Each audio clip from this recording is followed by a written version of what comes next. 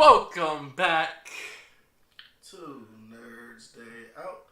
This here is episode 3. I'm your co-host, Hollywood. and other co-host, Jaquack. We're trying something a little different this time around from our normal formula. Hopefully to switch it up, get a little bit more engaged. Step away from the monotony because I don't know about you, Quack, but my backlist has gotten out of control. I don't want to talk about my backlist. My backlist is so bad that I'm on issue number 56 of Flash out of like 60, I think. That's not too bad. 61. We're not even going to talk about all the first issues that I haven't read. Yeah, but that means I'm at... I can say for a fact that in the Green Lantern series, like the actual Rebirth Green Lantern series, I'm like definitely way behind on that because I stopped reading like around like 40 something because I had to wait for Green Lantern to get up to date. Well, yeah, I just skipped all that and I went straight to Grant Morrison, which is great. Yeah, but that's not connected to the actual Green Lantern series. That's fine though. I'm okay with it. That's why I started there. And of course my backlist of all the Marvel things I want to read, like the female Thor, from 2016, I believe. No, I think it's like 2017 to 2018. No, it's older than that. Is it? Yeah. Shit, when I can't type. Because I'm reading the... Yeah, it's 2014. I think. I could be very wrong. I don't want to say you're wrong. But, I feel like I'm wrong. If no one else thinks I'm wrong, then I'm going to go with it. But I think I'm wrong. No, it's 2014. It's a combination thereof. Yeah. It's 2014. I'm like 3 issues in. Mind you, I go back and read this when I'm actually caught up on comics. But my main comic rotation is Flash, Green Lantern, Dark Knight, not Dark Knight, Detective Comics, which I really need to get back into. Titans and Teen Titans. And then like Venom right now. I just find it hard to jump into Marvel randomly. So that means what I'm reading now probably falters off into that. Falters into the Thor that you're reading. Really? Yeah, because I'm reading Thor, the God of Thunder, which is like 2012 to 2014. Have you read this one? No. Dude, it's so good. Like, I'll be honest, I'm looking at it now and I'm only 2 issues in, but there's a fight with Loki, and Loki pulls out like different forms of himself. It gets pretty epic. Well, just in general terms, how have you been? How's life? I can't complain.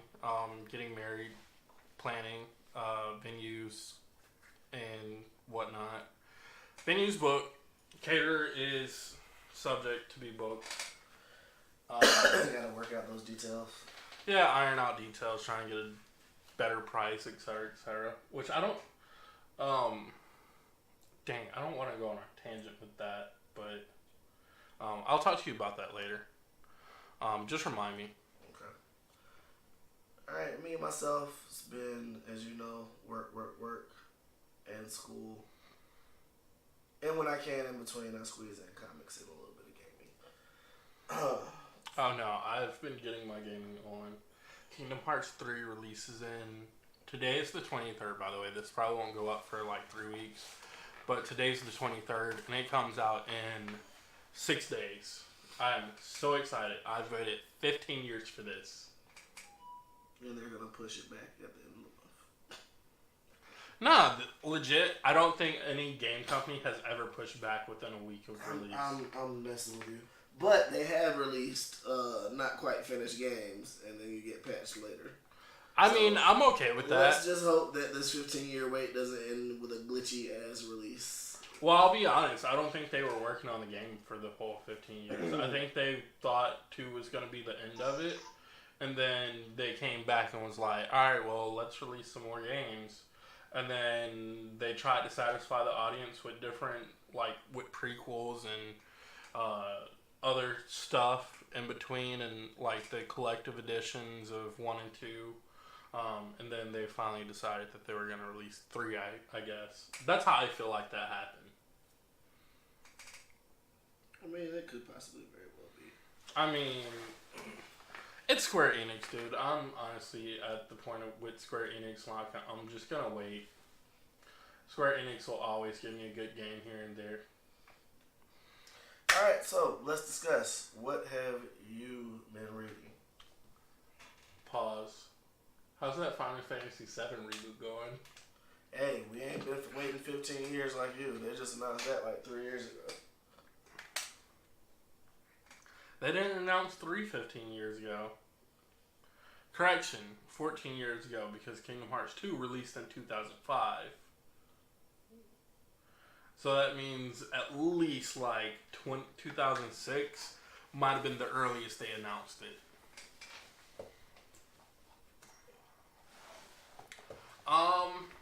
But like last episode, we've been reading Venom, or I read the new Venom.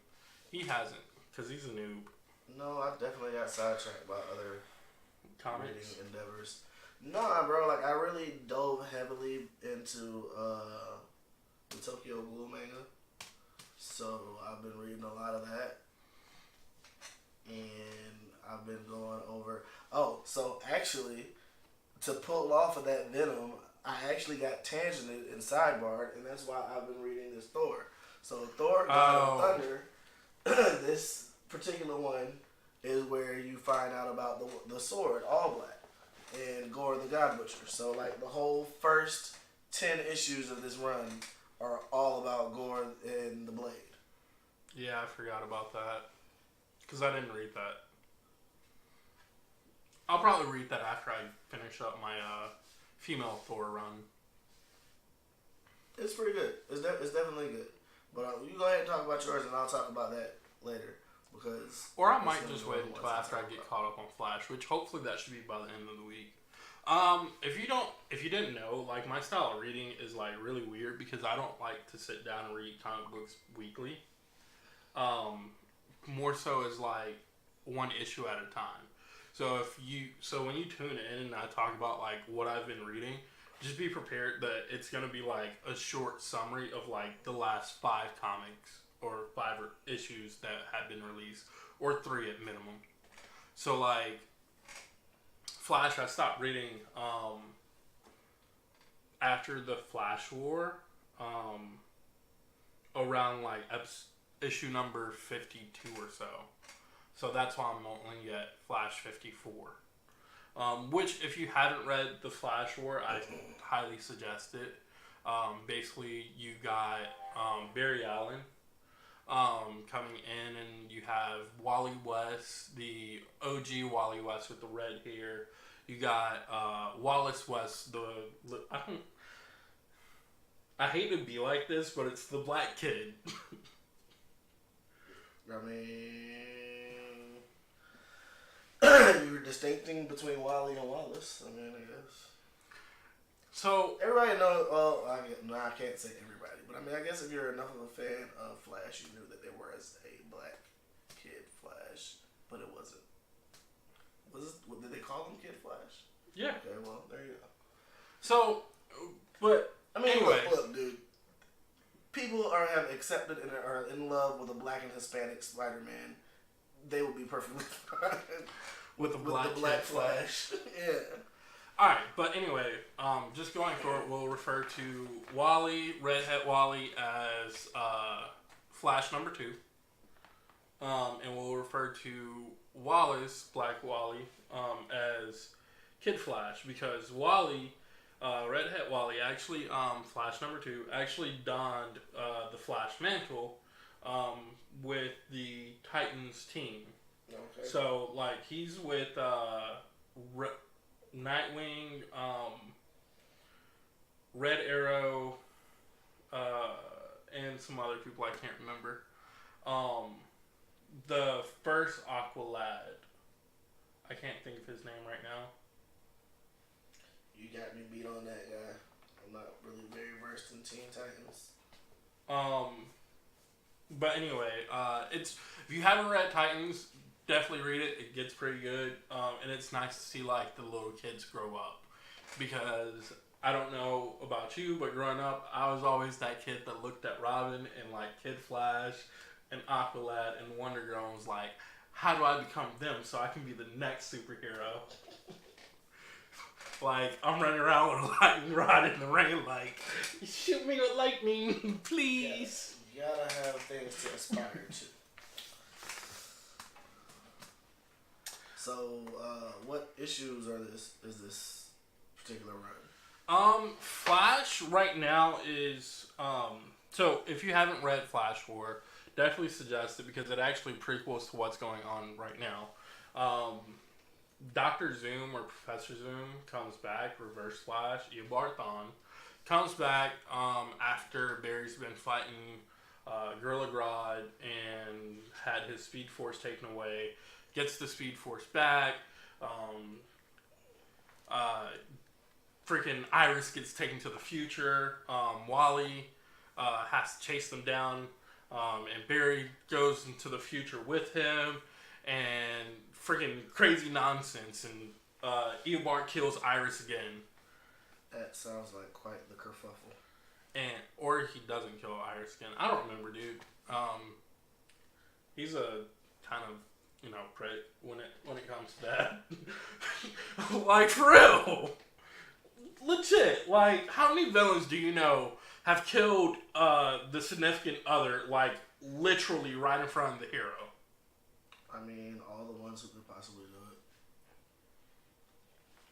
The Joker. It's kind of name a bat significant other than Selena. Talia. Is Talia dead? No. I don't think she's ever died. Is Selena dead? No. Which I do need to go back and read Batman. Did, which I'm going to start reading Injustice. That's probably what I'm going to start after I finish this Thor. Injustice, he did brainwash Superman with some kind of funky ass kryptonite and made Superman kill his own. He made Superman kill Lois. Yeah. He thought she was. So there's that. That I knew about. I hadn't actually read it. Now that you want to think about it, you want to talk about people being a dick. Batman's a fucking dick. Excuse me, the F-bomb. Batman is well, there goes the one F-bomb. Batman is a whole dick out here. Like, do you not remember the Bat Who Laughs? Come on, dude. The whole story of how he became the Bat Who Laughs.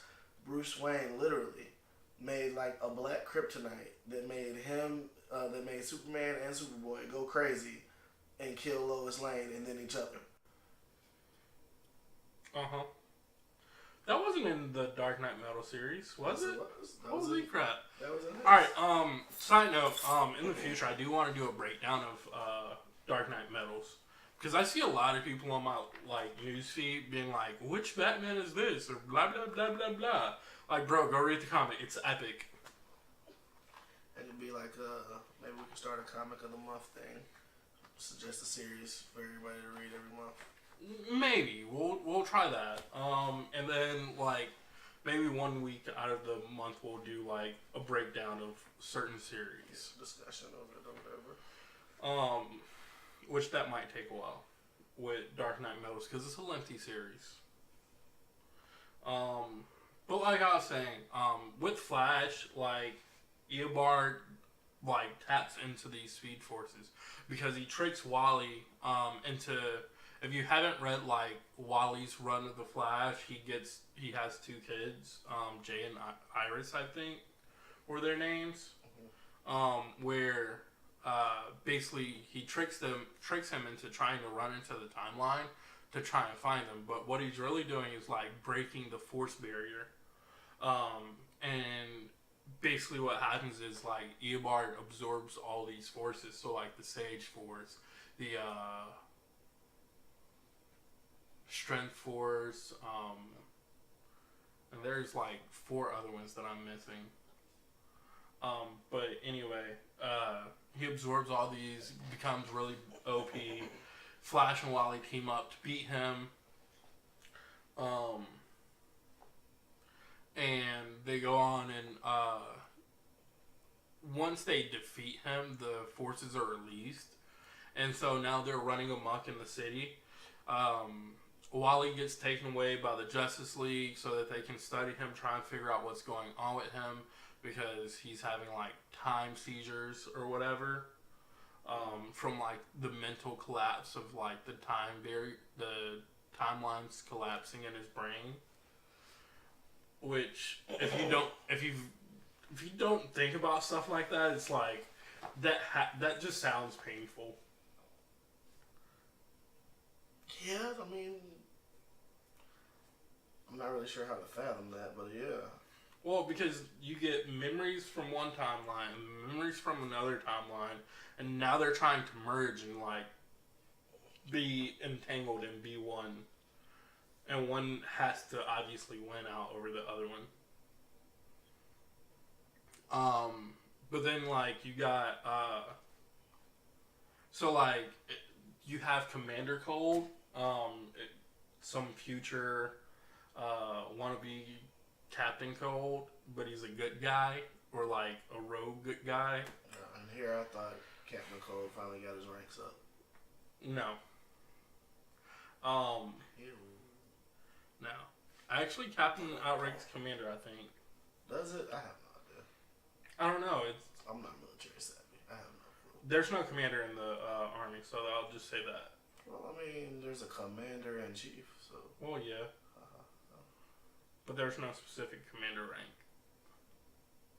But they made a joke about it in like one of the comics where he was present, because Trickster gets the Strength Force, which was odd, I thought. Of all the people, look into this and see what this increase of forces thing is. I mean, it's interesting. I remember you explained it to me before, and it just, I don't know, it just sound like a lot going on to me. It's interesting, but the way they're doing it is like one segment at a time. Like Trickster got the Strength Force, and you have to deal with him. And Barry figured out, Strength Force is directly related to gravity. So like the more you push out, the heavier you get, and you have to basically just focus on making yourself lighter to like control it and like dial it back. Okay. So I guess strength is proportionate to mass and weight, I guess. And then like the issue that I'm currently reading, which is interesting because like Mick Rory, Heatwave gets the Sage Force. So like Barry and another copter, Burns, is walking through Mick Rory's mind right now and is like, that's probably one of the last places I would like to be. Yeah. Don't think a deep sea dive in Mick's mind is where I want to be. Like, of all the places you could be in the world, a pyromaniac's mind is like very well down on my list. I mean, it could be a hot spot. Yeah, you want to see what it looks like real quick? For more dad jokes, tune in next week. You want to see what it looks like real quick? Is it on fire? Like, everything is just burnt. Everything is scorched. Yes. Jeez. Yeah, so I'm about here. I'm about halfway through this issue, but and then interesting enough, like because of Iris's recent time travels and like the time, and she got memories from the other timeline too. So she realizes that her and Barry were married and had kids and all this. She's like trying to come to terms with it, that she's in love with Barry, because before this happened, she did not want anything to do with him. Mm-hmm. So that's an interesting like love story to think about while you're reading this if you haven't already caught up. And then like Venom number 9, I know you haven't read it, but do you want spoilers? Venom number 9? Yeah. I'm not going to read it anyway. So, Venom number 9 actually, ow. That really hurt.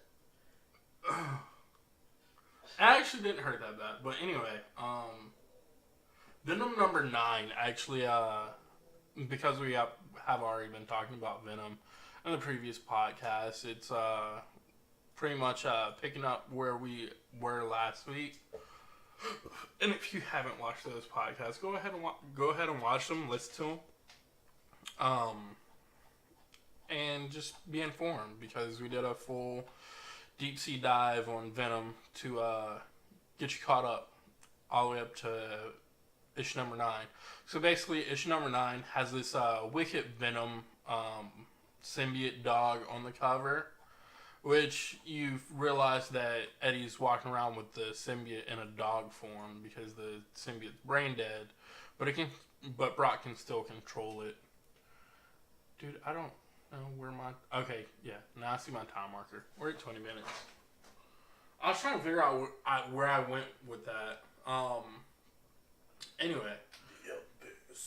Yeah. But basically, this issue kind of takes Eddie going back to his dad's house to try and figure out why he went there in the first place. Mm-hmm. And he gets there and he knocks on the door, and his dad's talking mad trash to him. He's just like, "Let me talk to you, bro. Let me talk to you. I know you hate me. I know we've never seen eye to eye, blase, blase, but let me just talk to you." And then, like, his dad snaps out, and the symbiote just, like, goes off on its own and, like, really launches at his dad and, like, legit scares the crap out of him.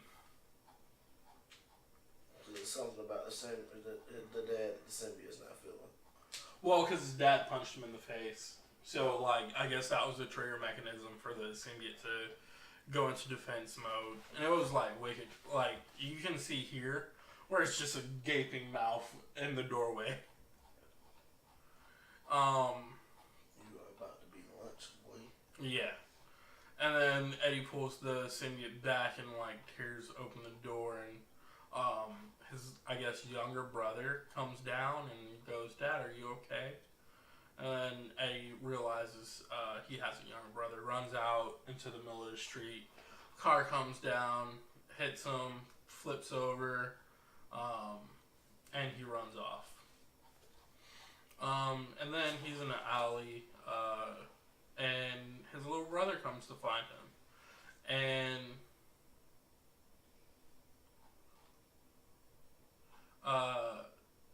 And I think this was like days later that his brother comes to find him. And his brother's like got the snot beat out of him, like broken arm, swollen eye.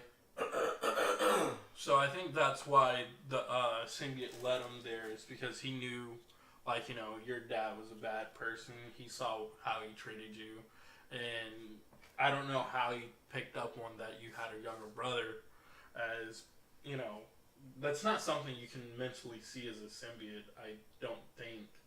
But I guess, like... I mean, I guess if he saw him the first time they went, and those are part of the memories that the symbiote blocked, then that means the symbiote would have access to those memories. Well, yeah, but how Eddie didn't know he had a younger brother. So why'd he go there in the first place? Why did he go there? I don't know.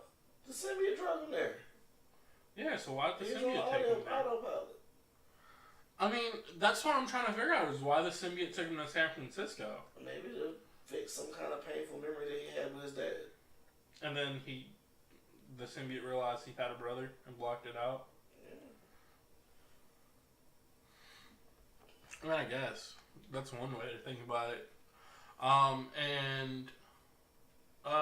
This one we both actually read. Grant Morrison's Green Lantern. Oh, and side note, for artists for issue number 9, Donny Cates runs Stegman.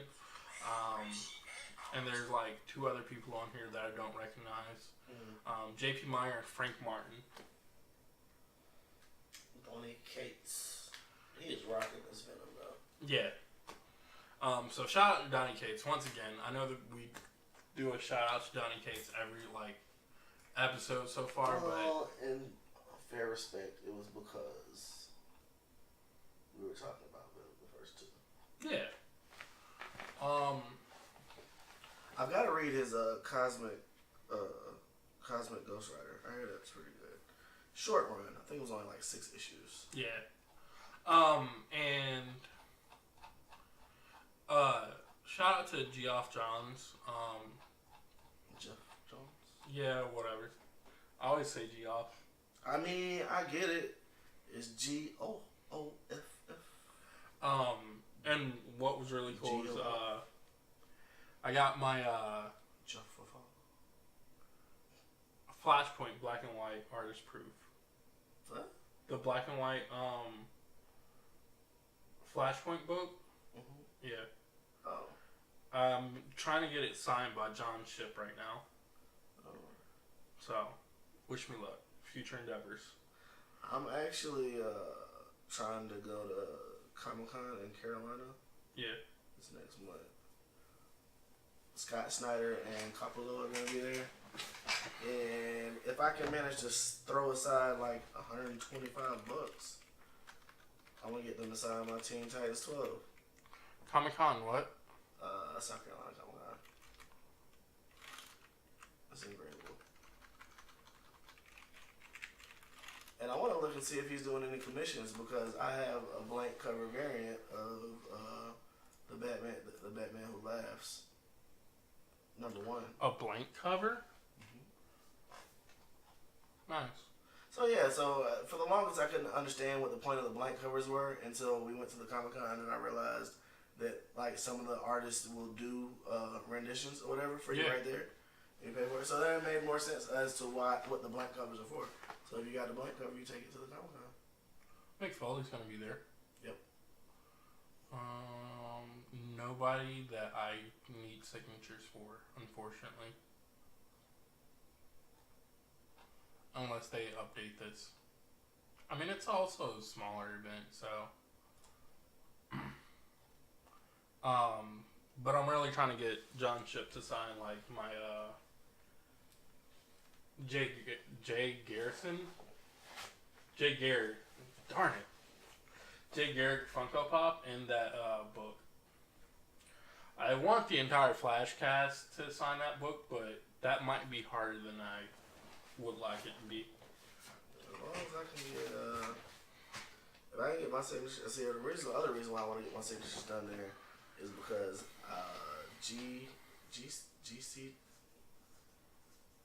GCGS or whatever, one of the comic grading companies are going to be there. And, when you get autographs, you can only get it authenticized if you,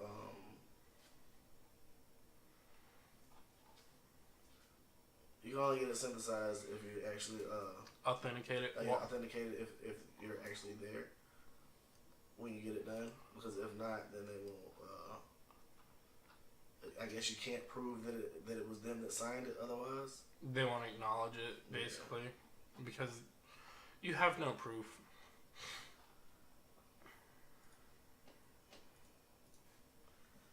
So I was thinking about doing that. But the 125, it's like 125, you get admission to a short panel with them, as well as, I think it's 3 signatures off top from all of them. Or whatever. And I was like, oh, this would be cool, and I could get that signed. And I was thinking about actually getting a copy of Court of Owls #1 if I could find one for a decent price and get them to sign that too. Good luck. I was about to try and collect those, and I just gave up. Well, I just want #1. I mean, I went and talked to Chris guy over at Top Dog about it, and I was asking him because I knew he had one in there, and he said he hadn't had one in a couple of months or whatever. But I asked him about how much does it normally run, and he was saying that normally a #1 runs between $30 and $40. So that's not too bad. It's not, but I don't know. I'm still working on my Blackest Night. Mm-hmm. Blackest Night and Brightest Day. I'm like 100 and something comics in on that. But I also took a pause because I haven't been looking for those recently. I need to get back to it. I actually need to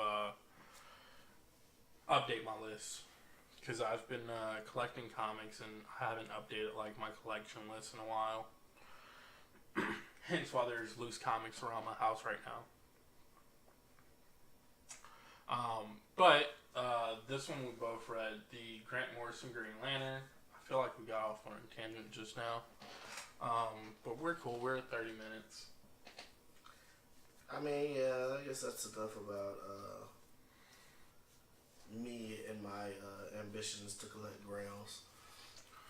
I mean, there's nothing wrong with collecting grails. How about this? How about we'll update weekly on like what grails we already have or searching for. Just like a brief 5 minutes. I don't think we have to do it weekly. Maybe it's just like a once in a while episode. We'll mention grails. Maybe make it a forum in the group. Also, this upload starts Sunday, which will be the 20-something, 26th, I think, 27th. And I'll link the Facebook group to it. I'm also going to link to Discord. We'll update a Patreon. We'll get a Patreon later when we actually build an audience, maybe. And we'll try and see what you guys want as far as like gear or like different items. Maybe like a t-shirt or a hat, bandana, etc., etc. You know, just novelty items. Something from something. And, you know, maybe we can do like customizations because like as you can see our logo it's pretty plain. Just the only thing significant on there is the Batman logo, which we'll probably swap out here and there every now and then for some other random logo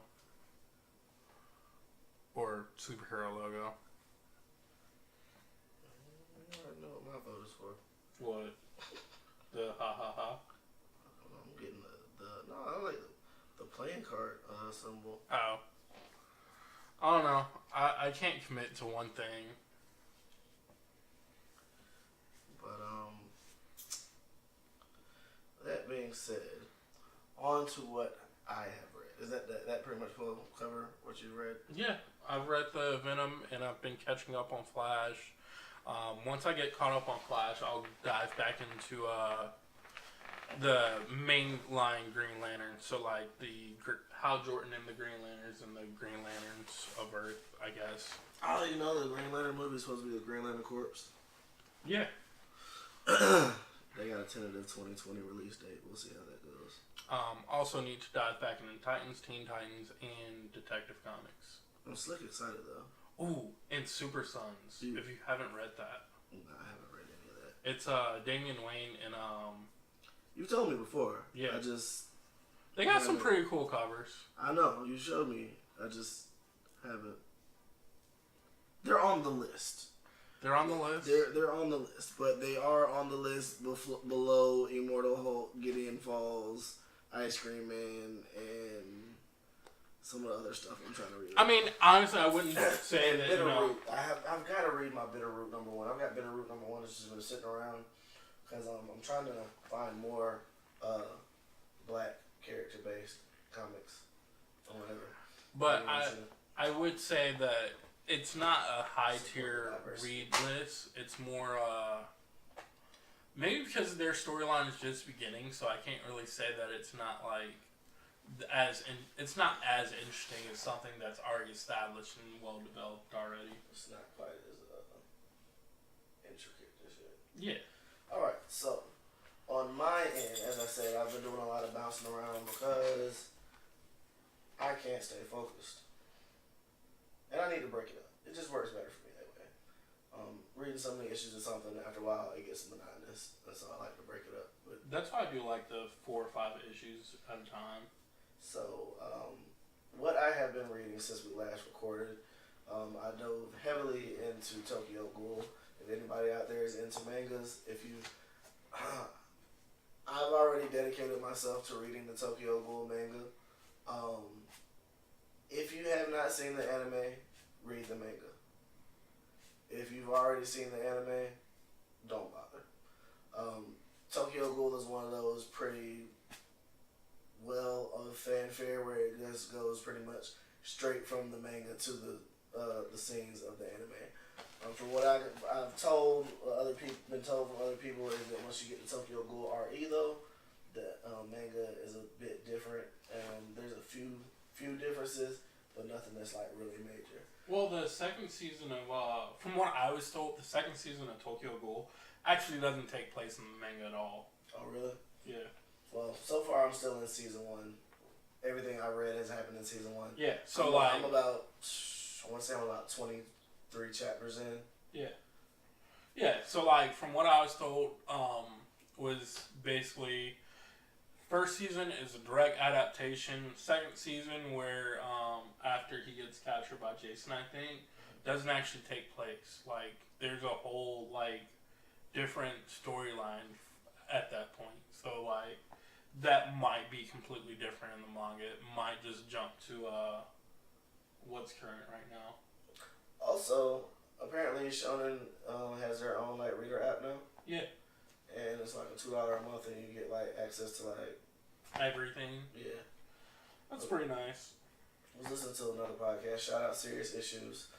And the guy was talking about you'd love this. He just got started reading One Piece. Yes. He was like, yeah, I just picked up One Piece and it's awesome. It's about these pirates. He was just going on about it, but he's like 20 chapters in, and it's like 900 some odd chapters. Yeah. Yeah, like legit. If you, God forbid, you ever get hooked in by One Piece, rest in peace to your actual free time. Because I'm 500 or 600 episodes into the actual anime.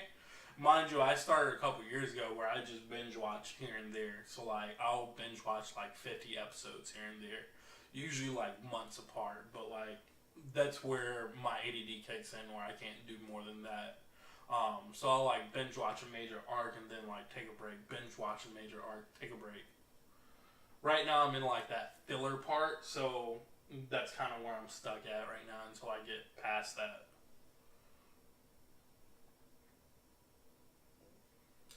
I ain't dedicated to it. I mean, it's not for everyone. I'll say that. I just finished. Well, I hadn't even finished. I still have to watch the last episode of Tokyo Ghoul RE. Yeah, I'm waiting on you to finish that before I go back and actually watch that. Also, I've read that. I've been reading Juke Joint, which is an interesting little read. They're only I think they're only like 3 issues in, maybe 4. But I've only read the first 2. It's an interesting little read. It's about it takes place, I want to say, civil rights era America.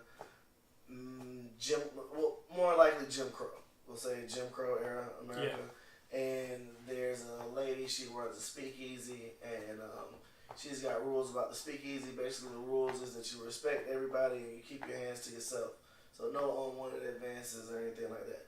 One of the coolest things I found about this book was that when I first opened the book, someone told me about it, and I first opened the book, the first thing I see, the first page I flip, is a trigger warning. And I was like, what in the world is going on here?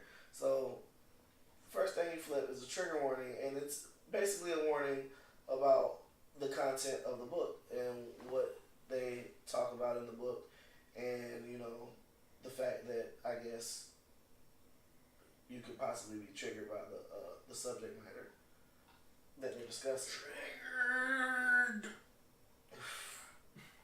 Let me tell you, the moment that I'm triggered by a comic book, get my life together.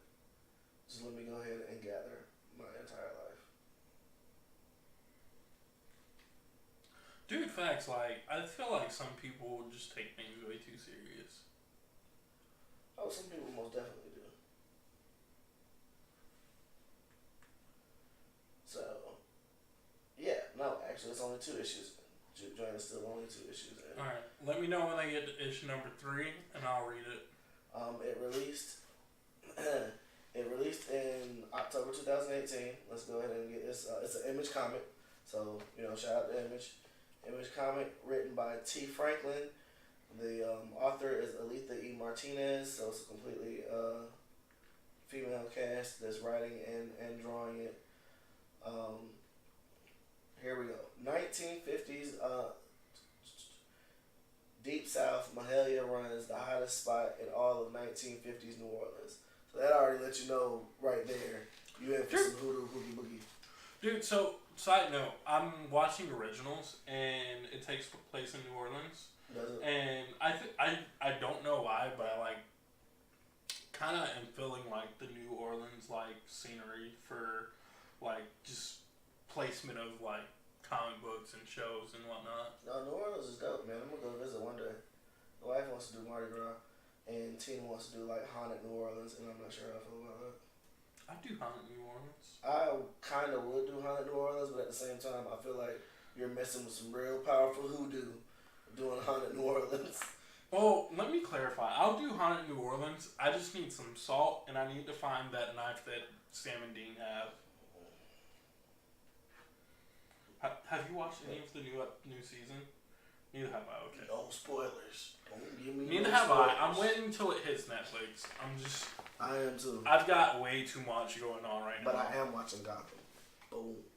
I stopped watching Gotham after he donned the Batman mantle for the first time. It was at the end of that season. Yeah, he wasn't really Batman just yet. He was just a masked guy running around kicking. Well, ass. yeah. You gotta watch the last couple seasons. It gets pretty good. This season is essentially straight out of Arkham City. Okay. Yeah, but I'm only 2 seasons behind. It's all on Hulu. Hulu and Netflix. Yep. But so about this, the juke joint keeps the jazz popping, people bopping, and the women. The women are to die for. There's only one rule: keep your hands to yourself. But some men think rules don't apply to them, and Mahalia and her coven of slain women enjoy reminding them they most certainly do. Now the interesting thing about this is Mahalia is like a bitch. And they haven't really let you know what she is just yet. But she's extremely powerful. I think she's some sort of a voodoo priestess or whatever. But they haven't really gone into that. Her women, the women that are with her, she calls them her sirens. They're sirens. But they are all women who have been killed or murdered by men. So that's her whole thing. She's like a protector of battered women. So if you need protection, you go to Mahalia. Or if you're in her place and, in need of protection, Mahalia is there to protect or whatever. She sends her sirens to, keep things in check. So they're there at the nightclub while this goes on. So an interesting scene that I found was really interesting was that they don't make it just strictly about women. So she doesn't just completely just, I only protect women. There's another scene in there where there's actually a gay gentleman in the club and a bunch of guys are plotting how they're going to corner him once they get out, and they basically were going to beat him to death. And knowing that this information and what they were planning on doing, she sent their sirens to distract them. They got them away from the club, and they're flesh eaters, bro. So they got away from the club, and she chomped on them. The art is freaking amazing, though.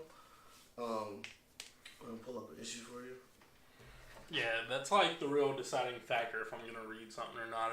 If I don't like the art or the coloring for something. That's why I don't know about that Asylum joint, man. What Asylum? That one I was telling you about earlier. Oh yeah. Yeah, because I was looking at the art and the art is very sketchy. So it's really detailed. The backgrounds are really good. I will say I love those ad placements. Yeah, I will say nudity warning, I guess. I guess because it's, female artists, they ain't got no problems with dropping the breasts and whatnot there. Yeah. So, not a big issue for me, but this is definitely a mature read. I would not read this while your child is present enough to look over your shoulder or something like that. Not PG warning. How about that one? Yeah, this was definitely an MA book, but it's really good. And if you're just looking for a new, interesting, something different, I would definitely suggest checking out Juke Joint. Like I say, it's only 2 issues out, so it's not like you'd be way far behind if it was something that you wanted to check out. Does really those come in digitals? It does come in digital. I'm currently getting the physicals from ABX. Shout out Augusta Book Exchange. If you're in Augusta, Georgia, go check out, go holler at Paul down at Augusta Book Exchange and get your physicals. All digitals are provided by Comixology. Manga's through Manga Reader. Shh, don't tell nobody. Well, I mean, there's not really a way to read manga online except for the Shonen Jump, I think. Yeah. So, I'm thinking about actually dropping my physical of this and just getting it digital or whatever. I got like the first 2 issues, and that's like a key thing for me. So I just hold on to the first issue for it. Do you remember Will Morin? Yeah. He's actually the one who suggested this to me. So we were talking about. Dude, is he in any of the groups anymore? I think he's still in High ENT, but I don't know. But you know, he's been working heavy on his comic book too. He sent me a panel or whatever for it earlier today. Huh. Okay. Anyway, speaking of like other people, I want to try and do like guests in the future. Oh yeah, I got a couple of ideas in mind on possible guest hosts. We'll like sling that pigskin around a little bit. So also, what did I say? I read Juke Joint. I've been reading Tokyo Ghoul. You mentioned Thor earlier. Yes, because of the Venom and the square where they talked about the first time when Null fell to Earth and the first person to have ever wielded his weapon or whatever, the symbiote.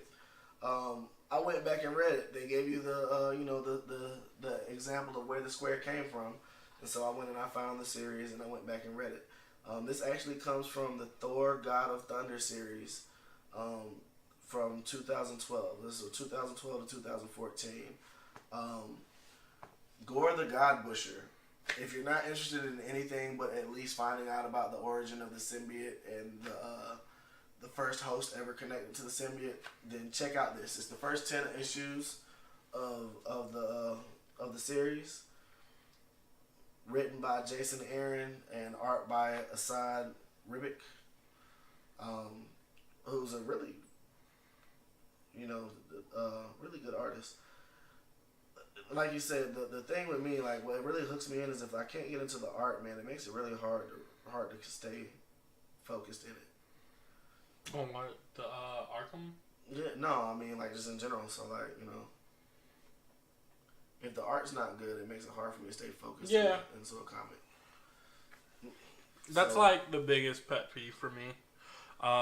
And I think that's probably why I'm like struggling to read the current Flash right now, because I'm not in love with this artwork. Now, you would probably like this.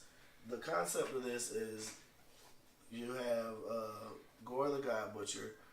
He's running around and he's killing gods or whatever.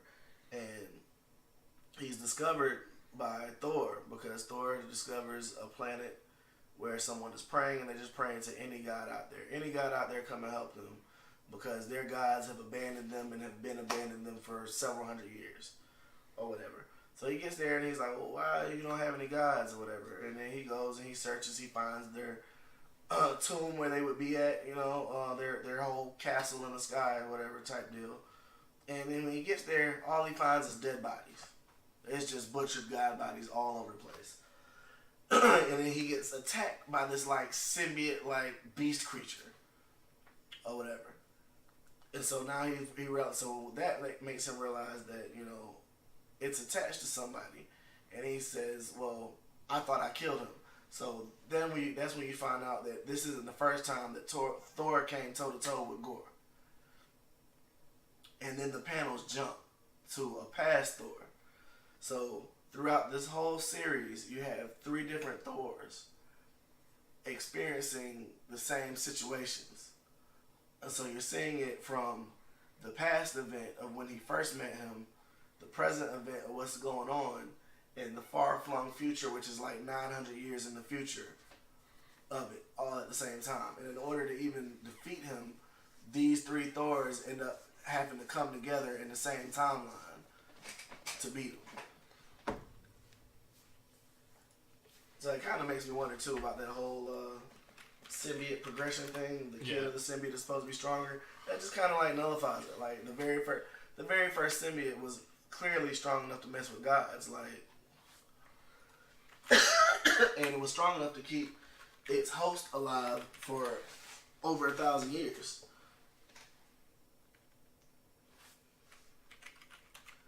But definitely read it. As the arcs are Gore the God Butcher and God Bomb Part 1. God Bomb. Excuse me. And so what happens is throughout the whole thing, the first 5 issues is where you get the background of Gore and his whole relationship with Thor, what his plans were for destroying the gods, trying to kill all the gods. He wants to kill off all gods. He don't want no gods left. That new Batman Beyond? This is 2016 Batman Beyond. My bad. I didn't mean to distract you. I saw something on Facebook that reminded me that they had rebooted Batman Beyond in 2016, and I have never gone back to read it. It's 27 issues in. I did get a little spoiler from it because, like, I saw an insert where they were resurrecting Joker. So that's one of the reasons why I wanted to go back and read it. I'll probably check that out. You said the keyword. Joker? Yeah. You're welcome. So, so essentially, you know, you find out the whole background story of this God Butcher and how he uses this weapon, how it grows in strength for him to use it. Essentially, every god he kills, the stronger the symbiote gets. And his final plan is to destroy all gods throughout all time. So if you haven't read that, definitely go check it out. I hope I didn't spoil it too much for you. Just give you enough information to really get you into it. So now that I've passed that, I'm trying to see if I'm gonna continue finishing it out. It is a 25 issue run. So by the time you finish reading that portion of the series, you'll be already 10 issues in. So it's up to you whether or not you want to continue along that. Wait, when does Venom get a new issue?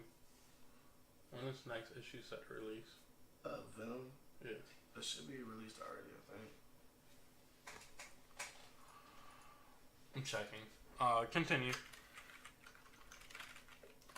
So yeah, that. I think that's pretty much it, man. I'm reading that. Grant Morrison, Green Lantern. We both read that. Right. I'm 2 issues in. He's 3 issues in. But basically, I don't actually remember what's really going on. Basically, you've got. All right. So if you're a fan of Hal Jordan, you've got Hal back. Actually, yeah, we're 10 issues into Venom right now currently. So there's that. But Hal Jordan's current. Is he? Yeah. Okay. Well, you know, I mean, it starts off. It doesn't focus on Hal. You know, Hal is I think the neat thing about this is Hal is the main Green Lantern, but they're still keeping it heavily invested in the corpse. Yeah. They're not, you know, shunning any of the corpse members. You're seeing new, different, interesting kinds of versions of them. I'm curious to see where they're going with this. I mean, they brought up the negative zone again, and there's a panel. I don't want to spoil it, but they brought the negative zone up again. So from what I've seen at the end of issue 1, I'm expecting it to play a bigger role moving forward. And then you turn around and, I mean, the whole thing with Earth. So, I mean, it looks like they're really going the police force angle. Yeah. Or whatever. So, I don't really, it's so young into it, like, I really don't want to spoil it for anybody, you know what I mean? But you definitely got to go out and get it. You definitely got to go out and get it. I don't want to spoil it for anybody. It's definitely a really good series. Grant Morrison pretty much doing what Grant Morrison does best. Hook you into it. But I mean, as you guys will probably get to know as we move forward, I'm a big Grant Morrison advocate. Grant Morrison and Jeff Johns, and Brian Michael Bendis when he brings the pain. Yeah. But I'd like to mention that you said that they're focusing more on the corpse now. Like, if you are reading the Hal Jordan and the Green Lantern Corps now, it actually goes more into corpse. It's not just Hal Jordan being Hal Jordan. It actually spreads out some love to the rest of the corpse. So, like, you have, and I just had his name in my head, John Stewart. You got Kyle Rayner. You got, what's the redhead guy? I can't think of his last name. Yeah, Guy Gardner. In there, and you have like some roles from the rest of the Green Lanterns, which the big pig looking guy, I can't think of his name right now. I know it. Oh, I can't think of his name. If you didn't say it, I would have known it. But like, it was interesting because they actually gave him a backstory. So I thought that was really interesting because like he wasn't always the drill sergeant, so or the instructor. They actually went into detail as to why he took that role, and why he calls people poozers and whatnot. So it's interesting. Like, I would definitely suggest going to read it if you are just interested in like the different corps and whatnot, because they actually go in depth. They spread more. Yeah, Kilowog. They spread more love to the rest of the corps too, because like they actually had a crossover with the Green Lantern Corps and the Yellow Lantern Corps, where they actually teamed up and fought side by side. And Guy Gardner, I don't know if you know, or Kilo, the right hand man for Sinestro, the big ugly one, but like him and Guy Gardner like get buddy.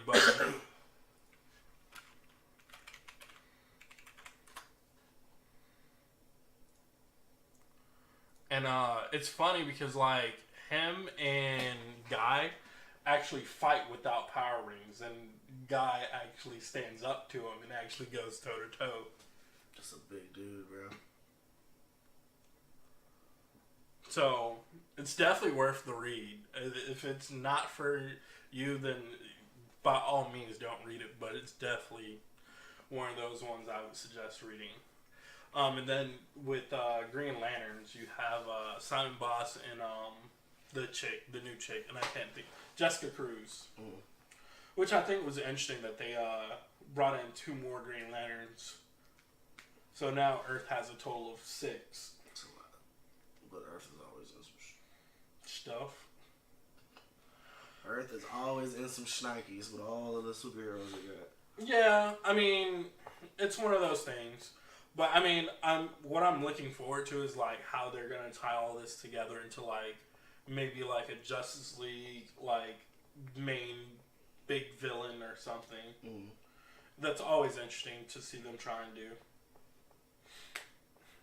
But definitely worth the read, especially coming off of the Flashpoint for the reboot. You're getting like weird time holes and stuff, where people have been resurrected and coming back from the dead and coming back from being missing or whatever. Cool. Alright, so I think that pretty much covers what we have read. Anything that you're looking forward to? Excited about new releases? I'm looking forward to getting caught up. I've actually been slacking with comic books lately before we started the podcast, so I got a lot of catching up to do. One of the things I'm actually excited to get caught up on is Detective Comics, because Tim Drake is a big part of that. And if you don't know who Tim Drake is, it's the Red Robin. Ooh, I also need to get caught up on Red Hood. People say he's arguably one of the more popular Robins. Arguably, no. I would probably say not. I would probably say Dick Grayson or Jason Todd are the more popular Robins. Jason Todd is definitely well, I guess if you're angsty. Well, I mean, don't get me wrong, I love Jason Todd. I love Red Hood. I love Jason Todd. Jason Todd's probably my favorite. But if I had to say the most popular Robin, I would probably say Dick Grayson because he's the original. Well, we all know who the least popular is. Damian Lane? Nobody likes Damian. No. You know who the least popular one is? Stephanie Brown. Bro, why did you even bring her up? What do you mean? Okay, that was like one series. Like what? Exactly. Nobody even knows who she is. My point exactly. All the Frank Miller heads know who she is. Okay. Well, me personally, on my end, I'm really looking forward to the Batman Damned third and final issue. Remember, as I told you, I've kind of weaned myself away from a lot of the current runs and are focusing more on like miniseries. I can just take comics a lot better in short bursts, and I've always been a bigger fan of one-shots and miniseries because it's just like, hey, I got this idea, let me float it out to you, and I do what I do with this idea, and then that's it. And you're not expected to try and fluff that into something else, you know? Yeah, no. I can feel you because I definitely talked for a solid 30 minutes on like just what I've been reading in the last like 2 weeks. Yeah, and if you haven't read Batman the Damned, you should definitely read it. It's part of their new Black Label that they're doing or whatever. So it's supposed to be all more mature. They're bringing back the certain artists and writers. They're bringing back certain artists and writers, but it's really good. General overplot of the storyline. Somebody's killed Joker. Batman is trying to figure out who killed him. Everybody's saying that Batman killed him. So essentially Batman is trying to prove himself innocent while at the same time finding who was it that murdered the Joker, or trying to find the Joker because he doesn't believe the Joker's dead. He ends up teaming up with Constantine. Constantine shows up out of nowhere. You know, you already know that hooked me in because you know I love Constantine. So Constantine shows up out of nowhere. He's helping him out, trying to help him solve this mystery.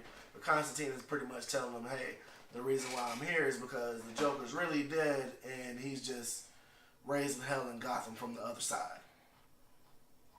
I mean, if the Joker was dead, I imagine his ghost would just be on that tomfoolery.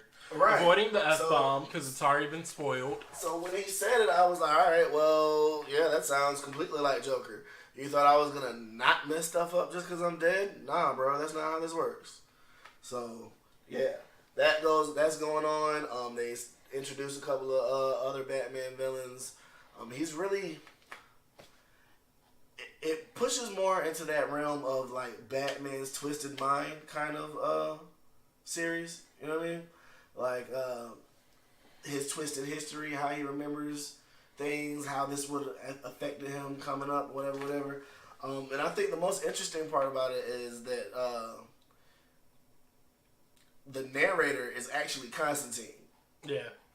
So it's not like Batman narrating a Batman book or his inner thoughts. This is Constantine is essentially narrating the book, and he's kind of it's like a lot of psychobabble. It's like he's getting in his head, you know. Yeah. So, and I'm waiting to see like what comes out of that. Like maybe Constantine knows a little bit more than what he's really letting on. And they also introduced the demon. They take an interesting route in how they have people place. Like the demon, they come across the demon, and he's a rap artist or whatever. Yeah. He's a rap artist in a club or whatever, and that's what he feeds off of the energy from whatever doing, you know, and he puts the rhymes to his own use. So now he's a rapper because you know Etrigan always talks in rhymes. Okay, I was about to say which demon? Oh, Etrigan. So yeah, you know Etrigan always talks in rhymes, so I guess that makes sense that he's a rapper, right? But you know, don't want to give too much away about that. It's only 2 issues. Now they are magazine size, so for your average collector. You ain't just throwing this in your regular boarding bag. It is a magazine-size release. I don't know why DC had to hit us with that. But the artwork is freaking beautiful. It looks great. Definitely, if you're into one-shots and just short stories, this is something to have. have in your collection. It's supposed to be a spiritual successor of Jesus. That's creepy.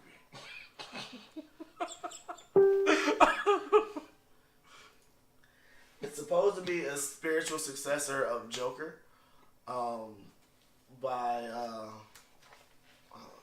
let me get some artist names and authors names and artists, because that makes a bit of a difference too. Some people like who they like, what they like, when they like.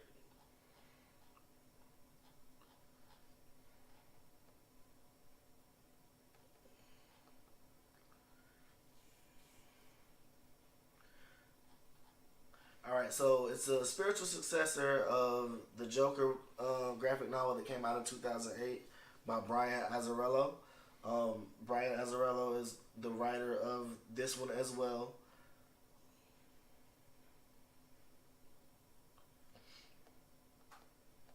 And so I guess the events are supposed to take place after the events of Joker, which gives you this really twisted look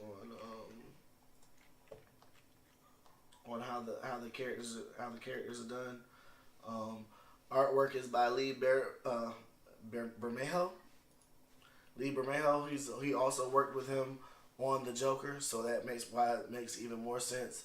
I haven't read the Joker. I'm gonna go back and read that so that I can have the background story on what's going on in this right now. Also, I'm looking forward to a little bit of information that's been dropped on me earlier, again by Will Moore. Shout out to the homie. He stayed with the information. Apparently, they're going to be doing a real-time Spider-Man. Yeah.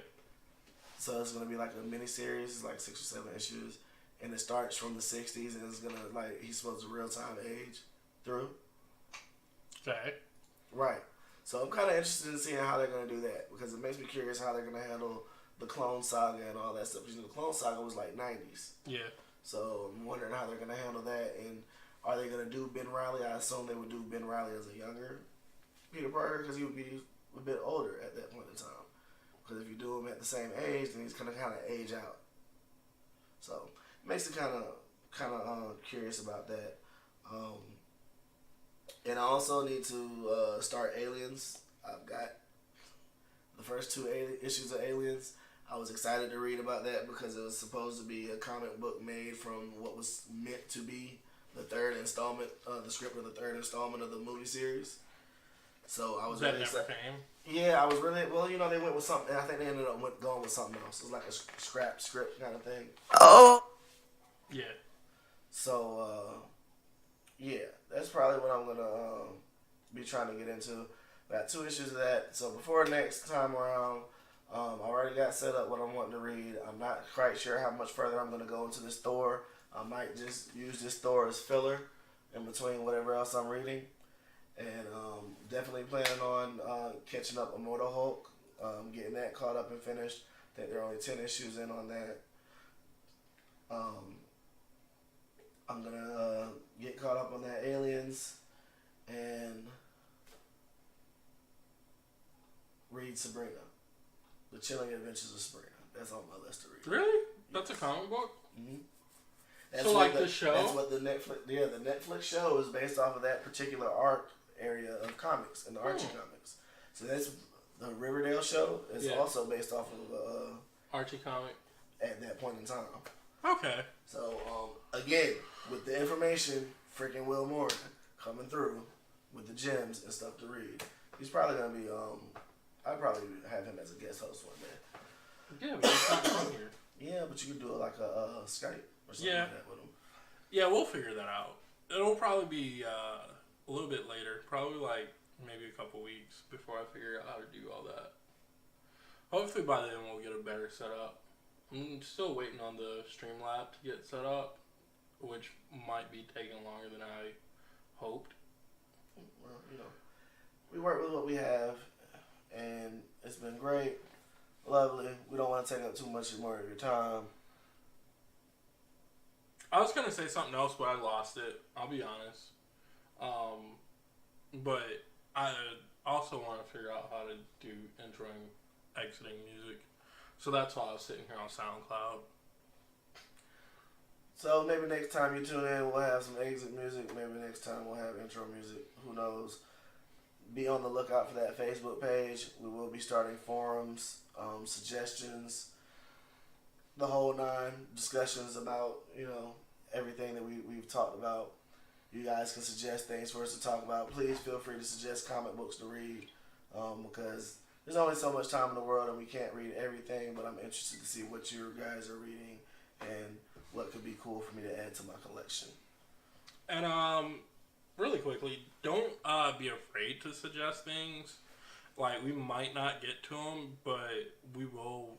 Like, we might not discuss it, or we might not say anything about it, but I guarantee you that one of us will read it, and then we might just email you back or message you back and be like, hey, appreciate the read or whatever, but we probably won't discuss it on the podcast or whatever.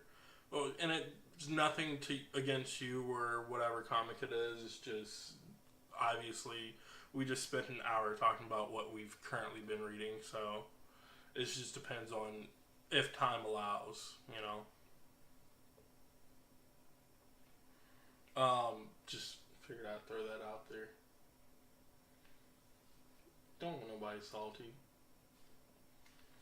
Any whoosies. That's gonna be it. Peace out and stay nerdy. May your grails be holy and your reads be good.